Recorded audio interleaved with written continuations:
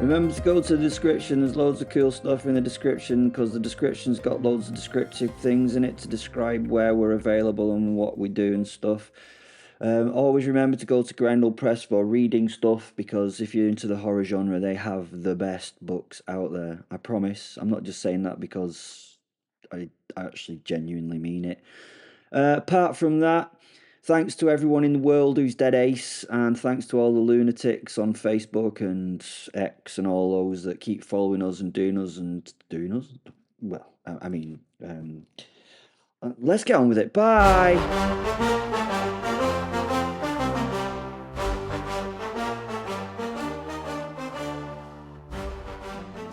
The Professor. Well, Will. What an ungrateful bastard you are. I don't think that deserved the old puncheroo and the kissaroony. I checked my lip, and there was a little dab of blood on my finger when I looked at it. Will turned his back on me. Splendid, I thought. I dropped the shotgun from my shoulder to my hip, pointing it resolutely at the back of his head. A broad grin permeated my splendid visage. At this range, this thing would tear the bastard's head clean off. Give me a smack, would you? Oh, bloody teacher, you bastard.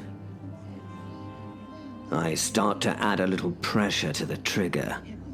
I feel it move slightly. It's so close to the bloody thing going bang. Just a little more squeeze. Then suddenly, I release the pressure. I'm somewhat disappointed in myself. Why the bloody who would I not blow his noggin from his neck? He'd recover. Probably. Oh no. Oh yes. Am I being the better man? Bloody right, I am the better man. No, not utterly true. I'm acting like the better man for the sake of the saints. But I wish I wasn't. I slowly and bitterly lift the barrel to my shoulder again, only imagining the effect of the shot hitting him in his head. This imaginary explosion of the nasty bastard's bloody brain box going pop makes me smile. I can think it, can't I?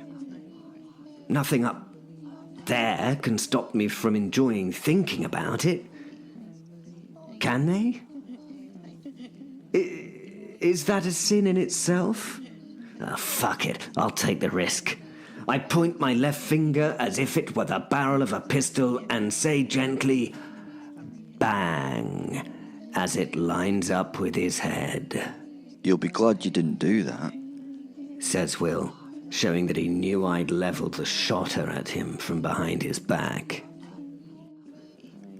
Fenrir had been keeping an eye or two on me. There was no trust there. In my mind, the old Simon de Montfort was speaking. Go fuck yourself, you moth-eaten mongrel, resonated as my internal voice. This gave me a warm feeling as I dabbed more at my lip with my hanky and smiled. The new Simon de Montfort, the modern man, as it were, if you can say I'm a modern man with my 1900 sensibilities, tried to sit on the beast that raged in my amygdala. That beast was extremely strong with its centuries of vindictiveness and vileness. It took quite a lot of sitting on, especially as that vindictiveness and vileness were nicely varnished with a patina of spite for a shiny, uncrackable finish. I miss the old Simon, to be honest. I hate to say it, but I do miss him. Is he the real me? Can you see the real me? Can you? Well, he really is me. Was he a vile bastard at times? Yes, he most definitely was. But he was real. Can you see the real me? Can ya? Can ya? Oh, I concur wholeheartedly that he was a horrible individual, but he was no mask, you see. No mask. Vaunt is suddenly holding Will's throat and looking at me. Oh, shit. She's slightly lifting him from the floor and looking at me for instruction. I forgot about her speed and her strength. Those skills, things, perhaps gifts? They don't seem to be an advantage for dusting off my knickknacks as my housekeeper, but she's certainly got them in abundance. The beast in my head stands down as the realization of what could happen if these two actually fight hits me. It takes others to be threatened to quell the creature back there in the animal part of my head. I speed sign her to put the doggy down, not realizing that this may be misconstrued. Oh gosh, I hadn't thought of that. I only realized my mistake as those razor-sharp claws spring from her fingers and into his flesh. Oh, bugger! I yell, no, Vaunt! Let him go! She drops Will, who now has a lovely set of red bloody pinholes in his neck. He reaches towards them to check their bloody nature. I don't swear in front of the fairer sex often, but sometimes, in cases such as these, I need such expletives. Please don't judge me for that. It's just that I was raised as a gentleman. Of sorts. Oh, feck, I said. You see, ever the gentleman. Will turned his eyes to her, and I could see in those eyes that he was... This time the you in the word seemed much more needed. Feck just would not do. Oh, for fuck's sake!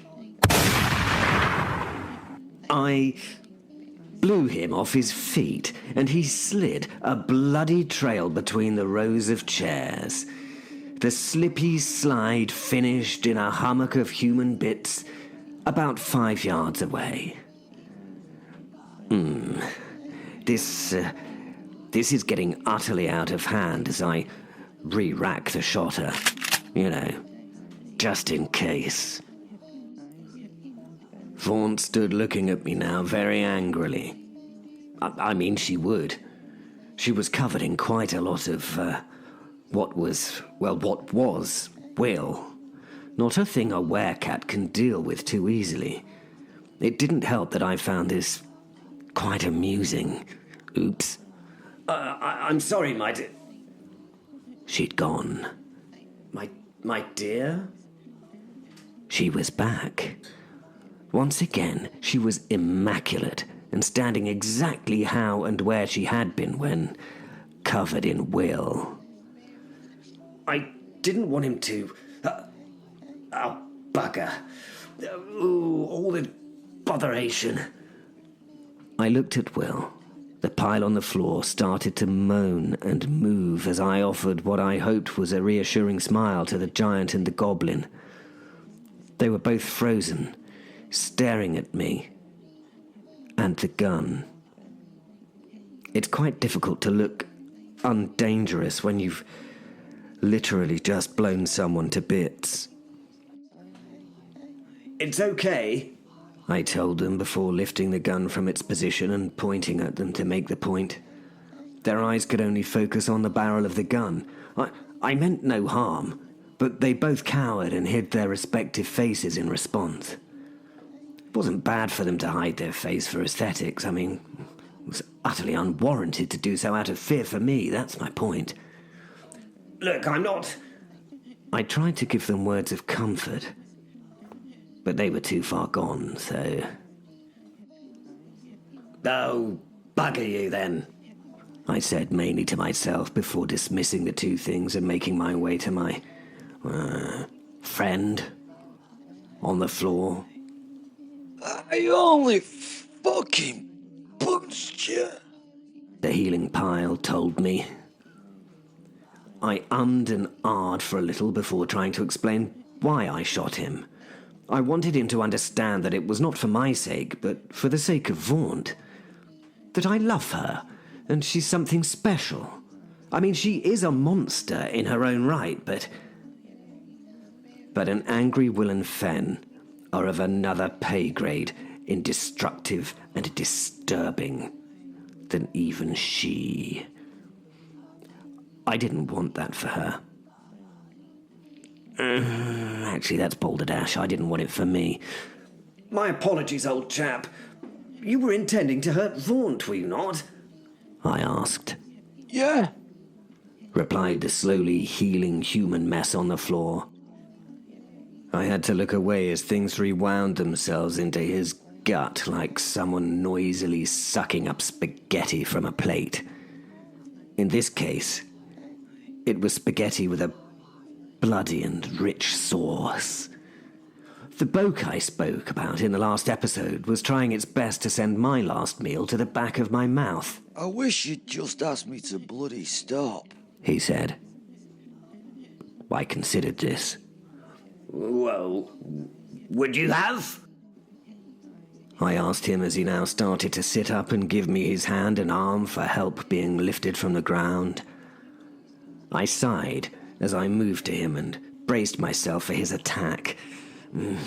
I sort of deserved it, I suppose. Sort of.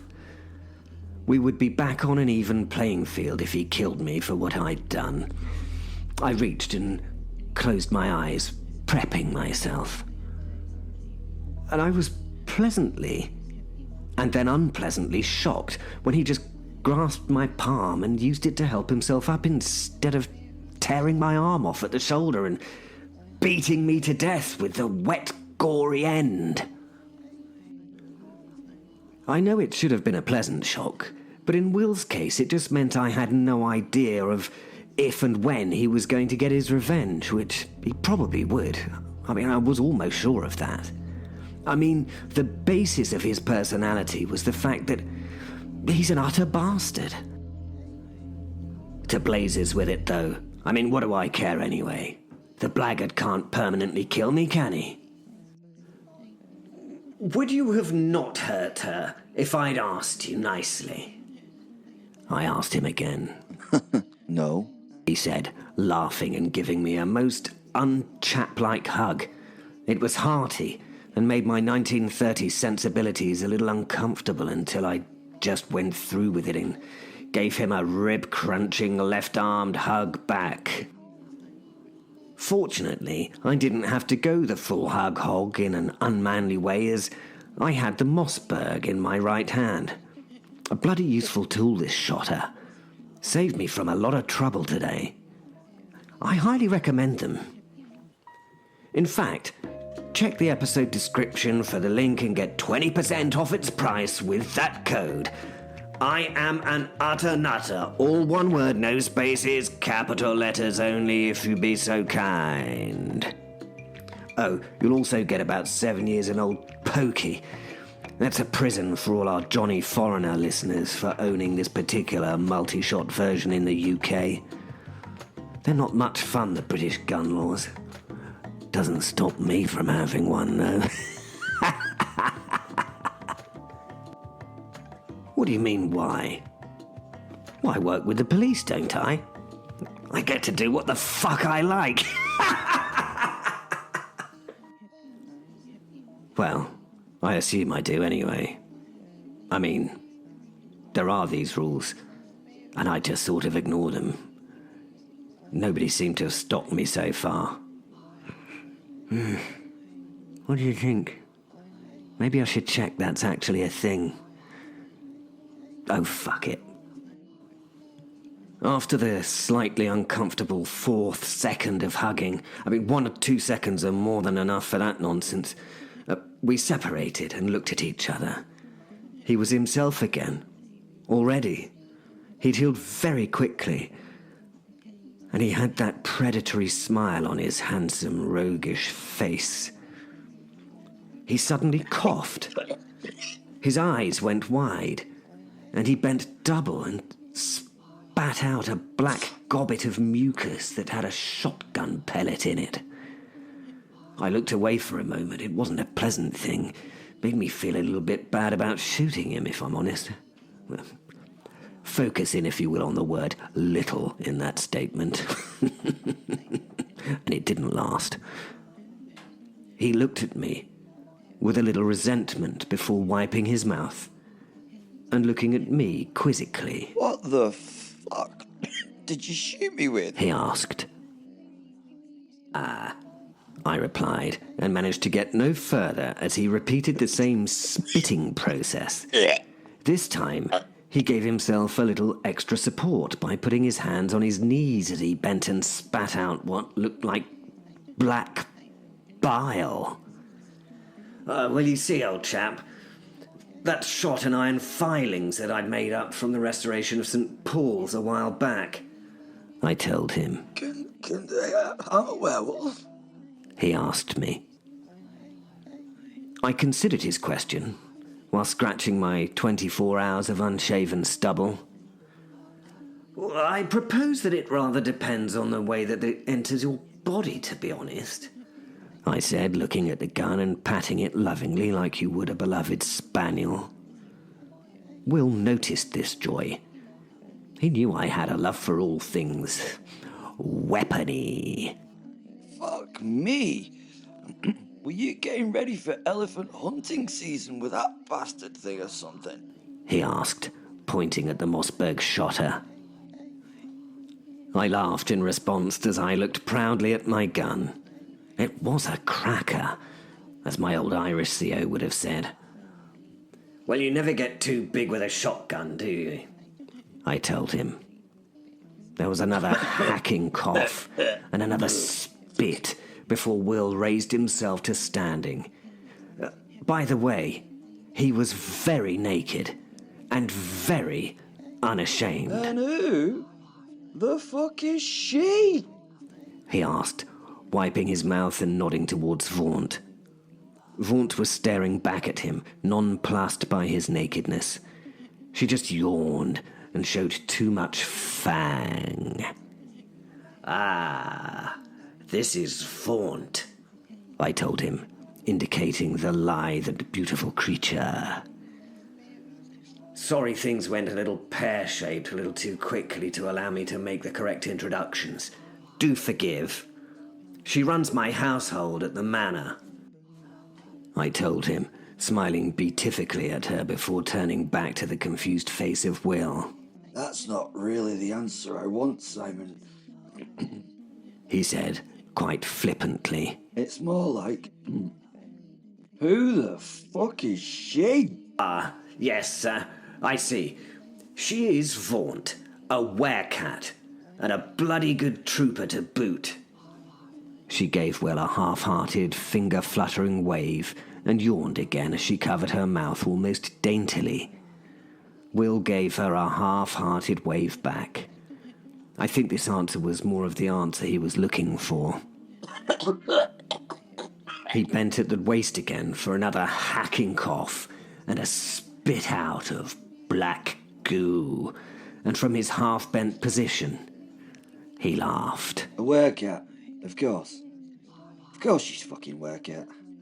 You'll be telling me you have what next, and that you've, I don't know, a pet chupacabra or something? He said. You've met Dave, then? Will's eyes met mine. No, He said with a growly tone. From that tone, I gathered that it was time to move on. I returned to the subject at hand as I regarded the room in general. WTF. I know that's what the youngsters say. I winked at the werecat as I said it, and was rewarded with a nod from Vaunt for my knowledge. I returned to my observation of the factory of belief, and I genuinely thought, what the fuck? Which sadly has no Latin equivalent. What a strange thing to think. Quid sexus, perhaps? Well, perhaps not.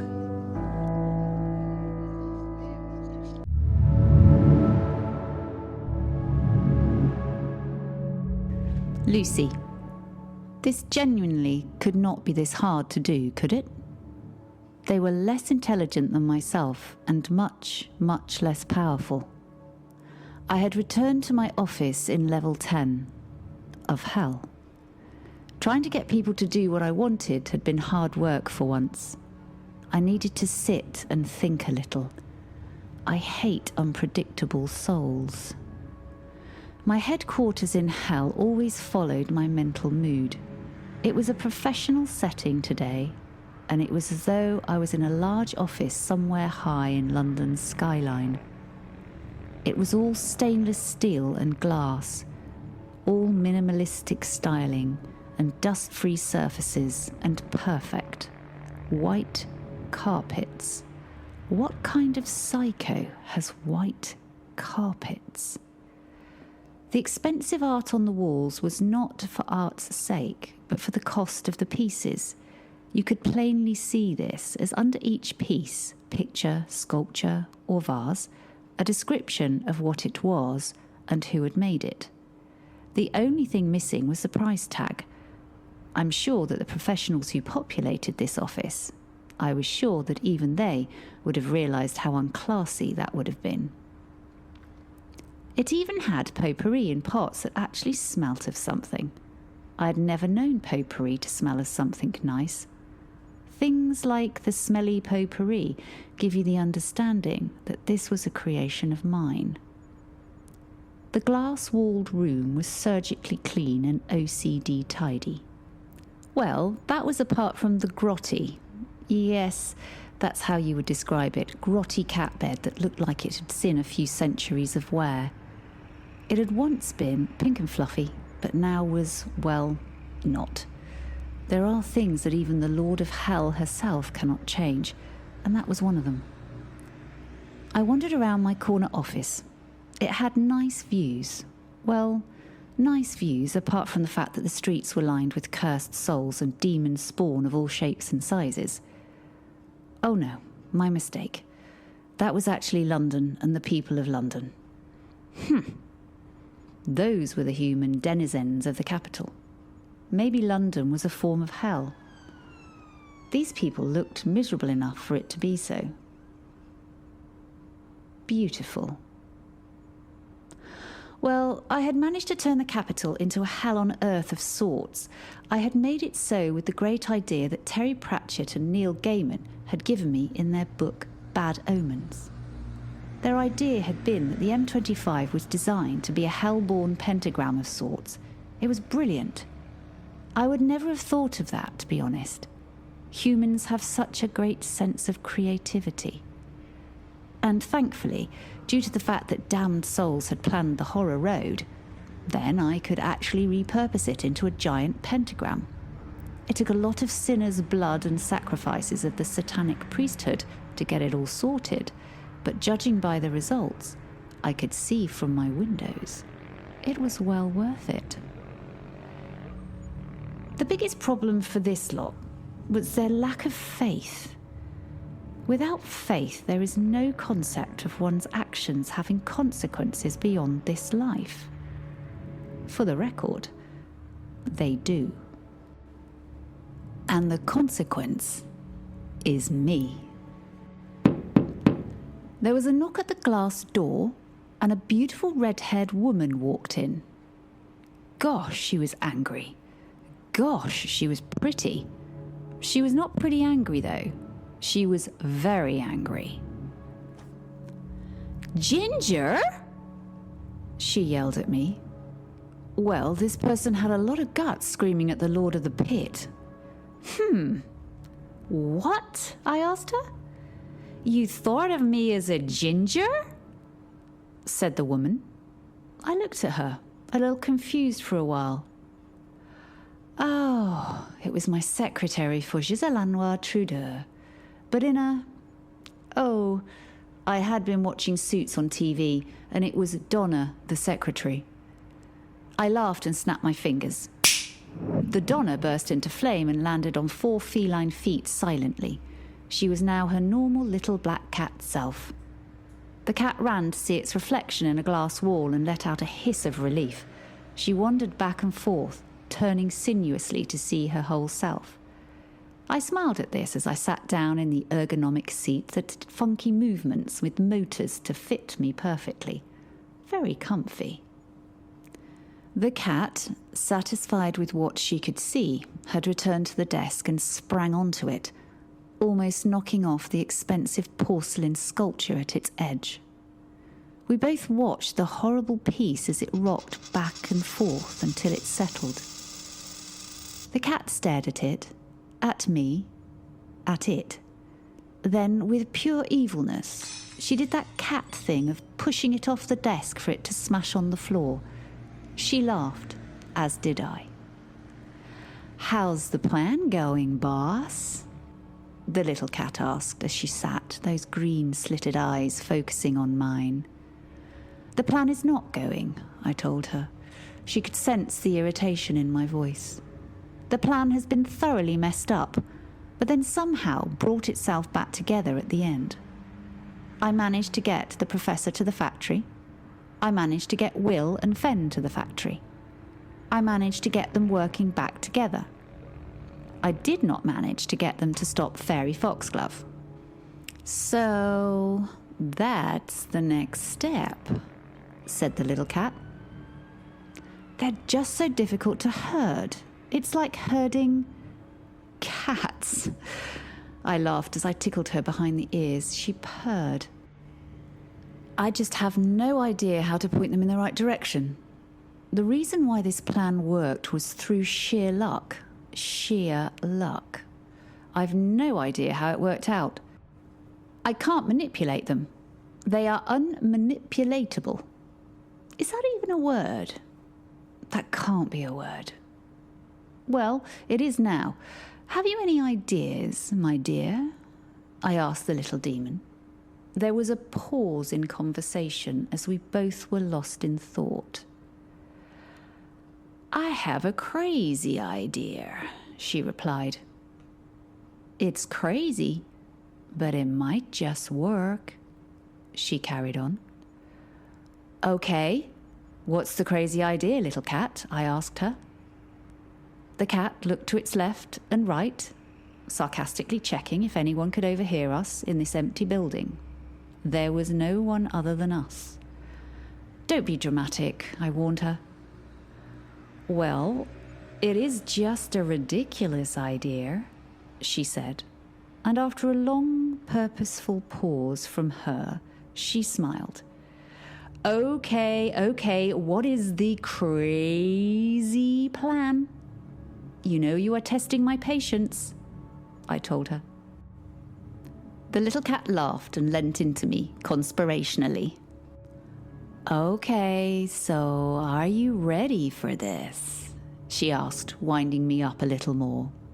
I nodded as we nuzzled. "You could ask them. You could ask them to help you, tell them why you want Foxglove. I know it's a mad idea, but they might just listen to you and help you out," she smirked. I laughed lightly in response and sighed as I rested my head on my hand. "Well, it's just so utterly crazy that it may just work," I replied.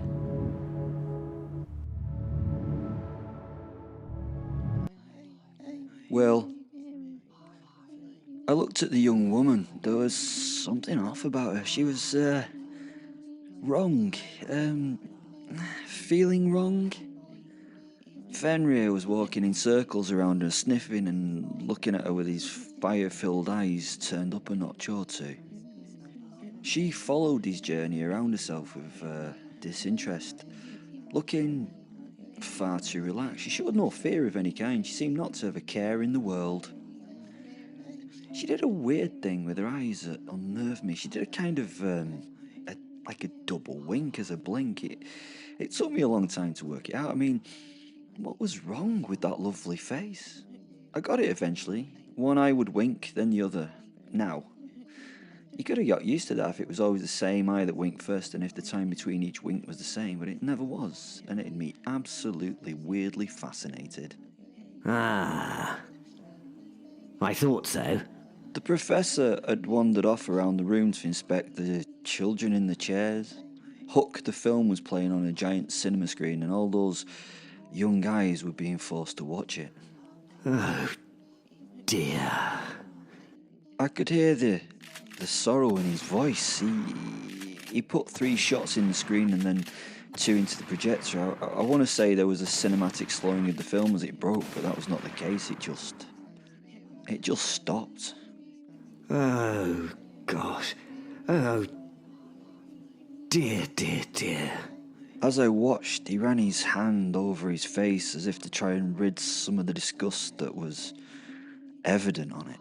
So many of them are... I could sense that a lot of the, let's call them prisoners, were dead. I should have bloody known. The anger rose in him before he kind of wilted and looked at his own feet. I should have bloody known. How could you have? Fen asked him. The young woman now stood next to the professor and acted somewhat like his guard. How she'd got from there to there that quickly wasn't really my concern. Yet. However, I noticed it and would need to plan for it in future. Ah. There's the rub, my friend. He sighed. I knew. Gupsy and Giant were still standing exactly where they'd been, right from start, and trying not to exist. The professor turned his attention to them. I could see he was having an internal argument, and his eyes flicked to the Mossberg shotgun. I can imagine what he wanted to do, what he was considering with this discovery of the children. We go! Asked Gupsy. He was speaking to the professor. His tone was begging. The professor, in response, did the most unprofessor thing that I'd ever seen him do. He held the eyes of the little goblin and spat his disdain. Oh, and that's not a description of how he spoke. He actually spat and wiped his mouth with his handkerchief. I could now smell the anger boiling in him. It has to be such an intense emotion for me to be able to, like, smell it.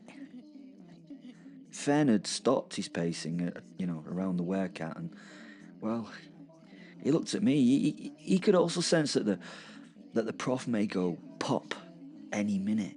Then, utterly calmly, utterly being the professor's favourite adverb, then utterly calmly he spoke. I marvelled at the man's self-control. I admired him for it. No, I'm afraid not.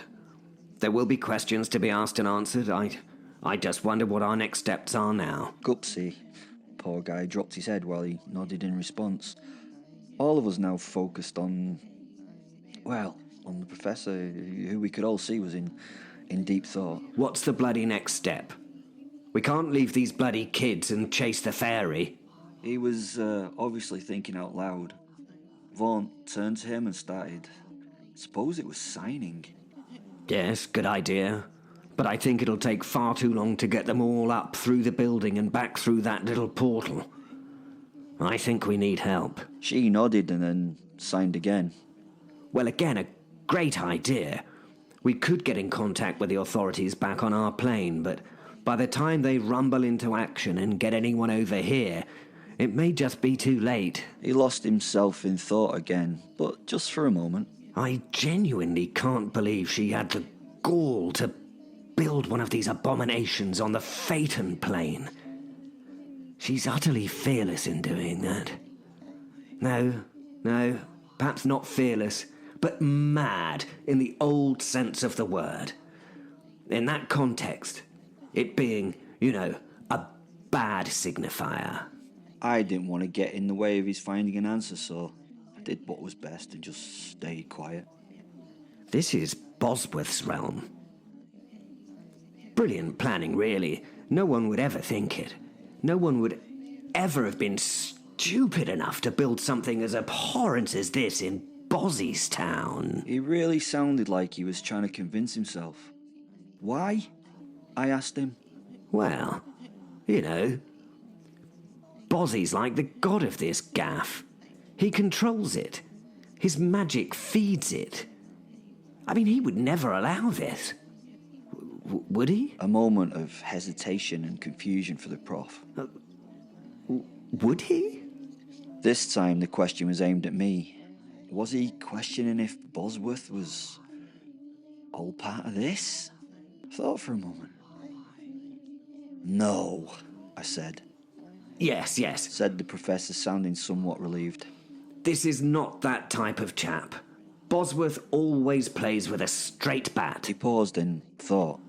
I tell you what, when he finds out about this, Foxglove is going to have some serious regrets about her actions. Well, why don't we just tell him then? If this place runs on his magic, could he not get the kids back to where they belong? I asked him. The professor smiled and rose from his crouched position and clapped in some sort of delight. Yes, you're so right. He can send them back. That's perfect, Will. Then he can exact his revenge as well. Marvellous, he said with that usual big smile. Will he kill her? I asked him hopefully. Oh no, old boy. It'll be far worse than that. Oh, God. Well, this was getting exciting. What's he going to do then? Capture him? Torture, maybe? No. Far, far worse, old boy. He then did an overlong thespian, ammy-drammy sort of pause. What on earth could be worse than that? He'll probably bar her from attending the Fate at Arms. That'll teach the blighter.